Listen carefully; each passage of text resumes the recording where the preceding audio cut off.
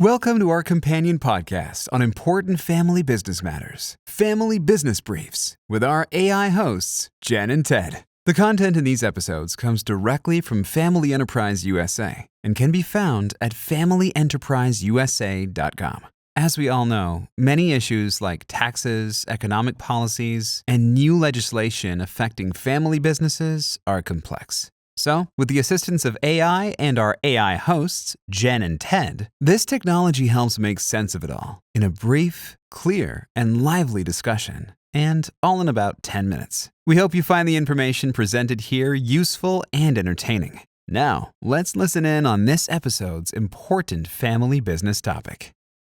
Hey everyone, and welcome back for another deep dive. Today, we're going to be looking at the Corporate Transparency Act. Oh yeah, the CTA. You got it. A law intended to combat financial crime. At first glance, it might seem pretty straightforward. Right. But when we bring family businesses into the picture, it gets a whole lot more complicated. Yeah, definitely more to unpack there. For sure. And that's precisely what we are going to be doing today. With the help of your sources, of course. We'll be hearing from legal experts, family business advocates. Right. And get this, a judge just suspended the law. Really? Yeah, so we'll see what happens next. Wow. Well, what's so interesting right away is that tension, between security and privacy. Yeah, that's a good point. It's like trying to walk a tightrope. Exactly. So let's start with the basics. The CTA was enacted earlier this year and requires businesses to give information about their ownership, like who's really in charge. Okay, so like transparency. Right, full transparency.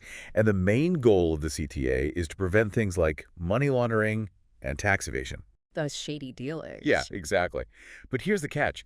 Some experts are saying this law could accidentally impact businesses that are actually following the rules. Oh, wow. That doesn't seem fair. No, not at all.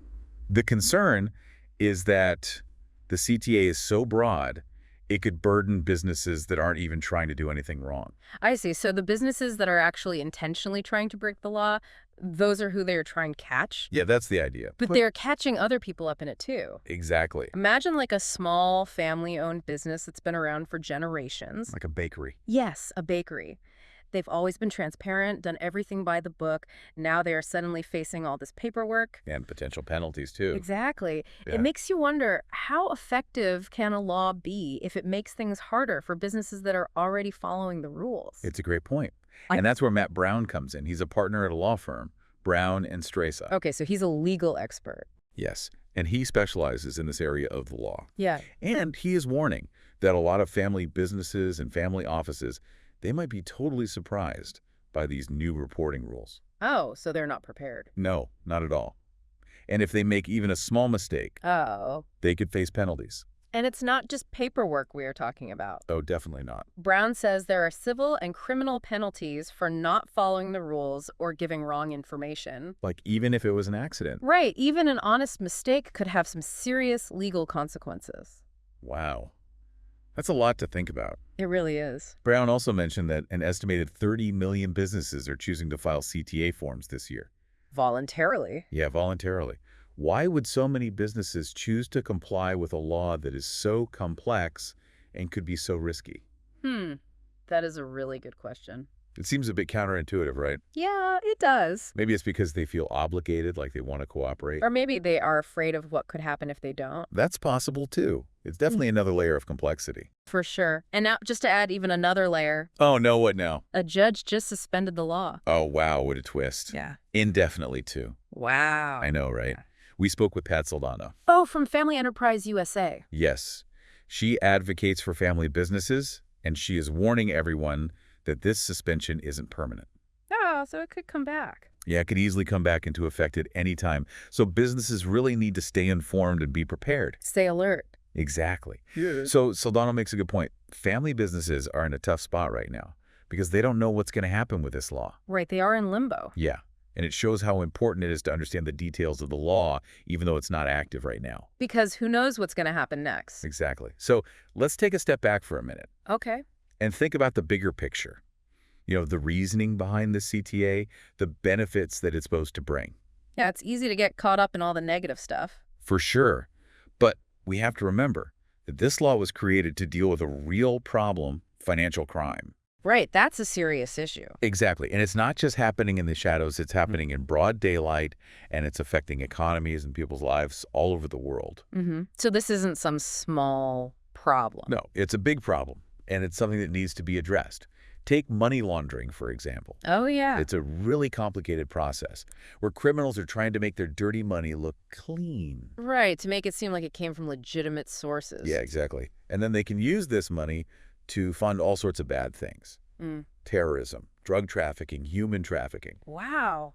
Scary to think about. I know. And these crimes often involve all these intricate networks, like shell companies and hidden ownership structures. Making it really hard to track the money. Yeah, it's like trying to follow a trail of breadcrumbs in a hurricane. So how does the CTA aim to fix this? Well, the goal is to disrupt these criminal networks by forcing businesses to reveal who their real owners are. To take away the anonymity. Exactly. Yeah. By shining a light on these ownership structures, it's harder for criminals to hide. So it's kind of like a deterrent. Right. The hope is that it will deter criminal activity and make it easier for law enforcement to trace the money. Makes sense. So in a way, the CTA acts as a spotlight, exposing the dark underbelly of the financial world. It's all about curbing financial crime, protecting national security, and creating a fair playing field for legitimate businesses. Exactly. That's the idea anyway. But as we've already discussed, there are some serious concerns about the unintended consequences of this law, especially for those family businesses we've been talking about. Right, and we can't forget how crucial those family businesses are to our economy. Absolutely. We're talking about businesses that have been around for generations. Legacy businesses. Yeah. And they contribute trillions of dollars to the GDP and employ millions of Americans. They are a vital part of the economic fabric of this country. I completely agree. So their perspective on this law is incredibly important. It's crucial to understand how it could potentially impact them. So let's delve a little deeper. How might the CTA hinder their operations, their growth, and their ability to invest and plan for the future? Great question. And that's exactly what we're going to be discussing next. Well, one area where the CTA could really have a big impact is succession planning. Oh, yeah. That's a good point.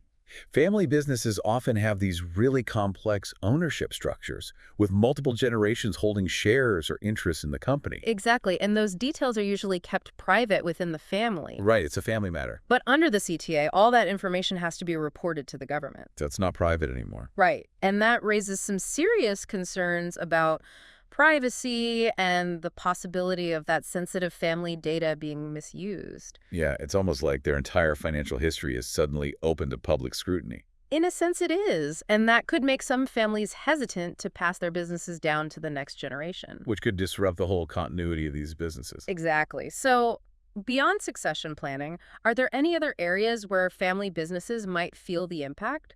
Well, investment is another big concern.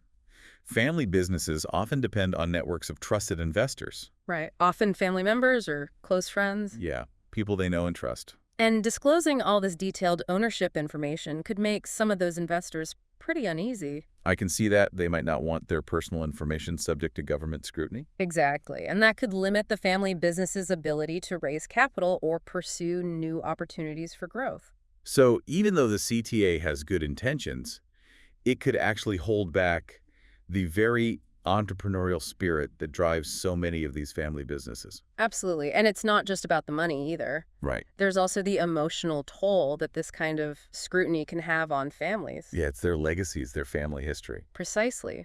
The pressure of compliance, the constant fear of penalties, the potential loss of privacy, it could all create a very stressful and distrustful environment within a family business. It's understandable that they would be worried. Now, haven't some members of Congress spoken out against this law? Yes, definitely. There's been a lot of opposition to the CTA, particularly from those who represent the interests of family businesses. Okay, so who specifically?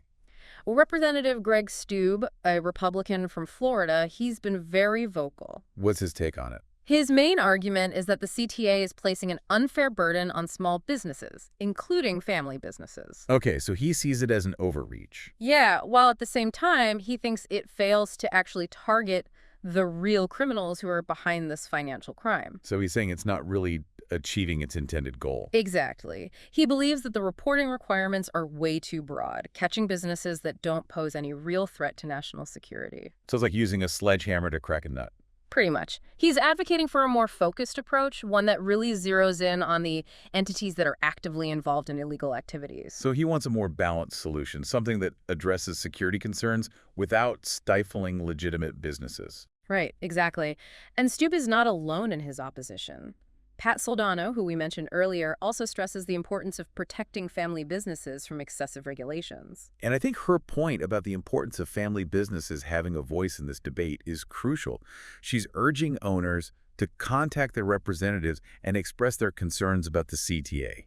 Yeah, her message is all about action, about engagement. This is a critical time for these businesses to make their voices heard and advocate for policies that will support their growth and protect their interests. It's a powerful reminder that we all have a role to play in shaping the laws that govern our society. But with the law on hold right now, what should these family businesses be doing? Well, they definitely shouldn't just assume the suspension is permanent. Right, it's not over yet. No.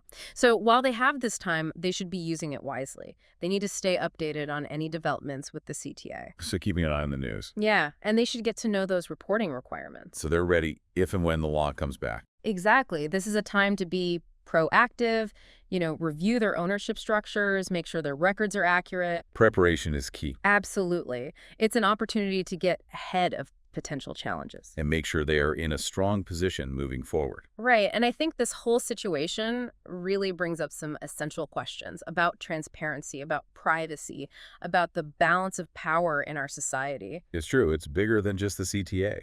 Yeah. Even with the law being suspended, it makes us think about that line between security and privacy. How much transparency do we really need to fight financial crime? And what are the potential costs of all this scrutiny?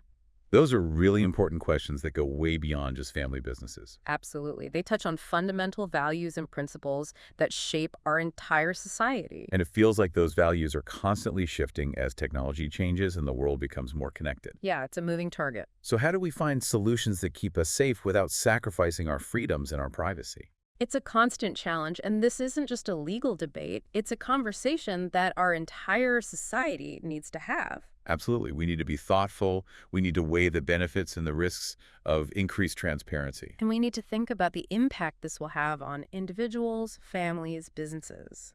And in the end, our laws need to reflect our values and the kind of society we want to live in. Well said. It's a complex issue with no easy answers. That's for sure. But I think by having these conversations, by staying informed, by speaking up for policies that align with our values, we can help create a future that strikes the right balance between security and freedom. I think that's a great way to put it. It's about finding that sweet spot. Exactly. And we can all be a part of that. It really makes you think, trying to stop financial crime, Yeah. but also protect people's privacy and freedom, it's tough. It is, yeah. And this deep dive looking at the CTA, I think it's really shown how tricky that balance is, and especially for family businesses. We've talked about how important they are to the economy. Yeah. It's amazing how much discussion this law has caused, even though it's not even in effect right now. We've really gone beyond just the legal stuff and gotten into these big questions, Right. about transparency and privacy and the role of government, Yeah. all that. And it's good that people are engaged, I think. It shows that you don't have to just accept whatever's happening, Really getting into the details helps everyone make better choices. Yeah. So what's next then? We've covered a lot in this deep dive. We've heard a lot of different viewpoints. But where do we go from here? What can our listeners actually do? Well, don't forget that you have a voice. Reach out to your representatives in Congress. There are groups you can join that are focused on this issue. Even talking to your family and friends about it is important. Right. It all adds up. It does. Those policy decisions, they're not made in some bubble. It matters when people speak up and share what they think. Yeah. It reminds me that we all have some power to change things, not just sit back and watch. Exactly. And it's not always about some big grand action either. Think about the businesses you support. Are they doing things the right way? You can even look at your own data privacy, the choices you make online. Little things can make a difference. Like a ripple effect. Yeah, like that. All of these individual actions come together and can actually lead to change. Mm-hmm. So to wrap up our look at the Corporate Transparency Act, I want to leave our listeners with one last thought to chew on. Imagine you could rewrite this law. What would you change? How would you balance the need for security with protecting privacy? How would you stop the financial crimes but not hurt the businesses that are doing things right? That's a really interesting question. There's no easy answer, is there? Not really. And that's why it's important to keep talking about this, to keep learning and questioning. When people are informed and engaged, that's how we create a better future that works for everyone. So until next time, keep those conversations going. Stay curious out there.